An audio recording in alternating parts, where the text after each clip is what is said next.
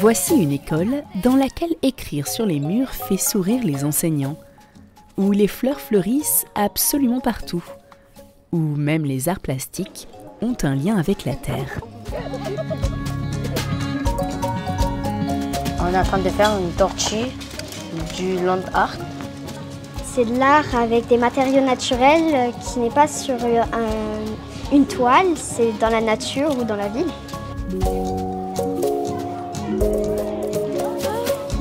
Ici, la terre tisse le lien. Élèves, personnel de la garderie, enseignants, tout le monde est actif autour de cet immense potager né il y a 5 ans. Ils courent tout autour de l'école et de la maternelle au CM2, chaque classe participe à le faire grandir. On a mis des bois, la paille, on a mis une chemise, on a décoré. Après, on a fait des boutons pour les yeux. C'est trop cool de y aller dans le potager.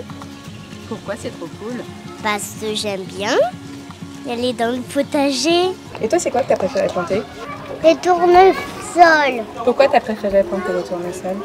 Parce que c'est tout doux, les graines. C'est cet enseignant de CE1, Jean-Pascal Godot, qui est à l'initiative de ce potager. Pendant toute l'année, il éduque ses petits élèves au travail de la terre.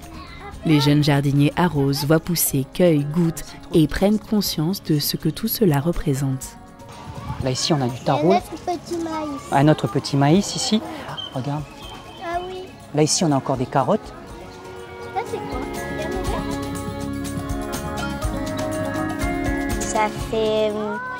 Ça fait trop envie de les manger. Chez moi, j'ai pas de potager, je peux en profiter ici parce que chez moi, j'ai pas de jardin. Et ça te fait du bien? Oui.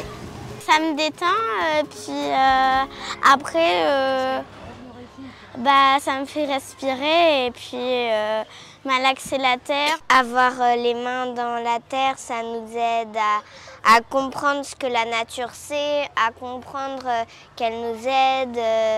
On se rend compte qu'en fait on coupe trop d'arbres et on ne replante jamais. Et du coup, avoir les mains dans la terre, ça te dit d'aider la nature.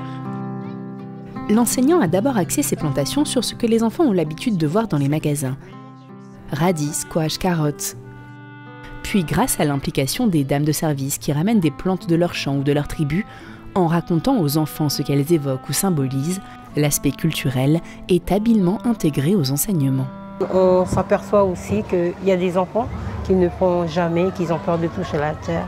Et à force de faire avec eux, ils sont contents au bout du compte quand ils voient que la plante elle grandit et puis qu'elle donne des fruits ou des légumes. Ils sont contents et nous aussi on est contents. Ça donne aussi cette vie qu'on vit à la maison et on le fait aussi à l'école. C'est formidable. Cette année, les plantes comestibles ont été intégrées aux cultures de l'école. Une occasion de plus pour provoquer l'échange. Ça, c'est une plante que tu peux, quand tu as mal à la tête, ou si tu as des bobos aux pieds, tu peux casser comme ça.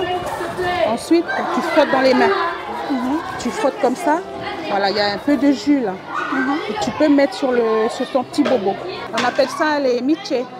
Ça, celui-là, cette plante. Moi, ça me fait plaisir de partager ce que j'ai appris par mes parents, mes grands-parents et aussi, c'est un tout aussi, maintenant que je travaille à l'école, de partager aussi mon savoir. Le savoir, un trésor que Jean-Pascal Godot s'évertue lui aussi à partager. Est-ce qu'on a perdu ces choses-là, toucher un arbre, toucher la terre?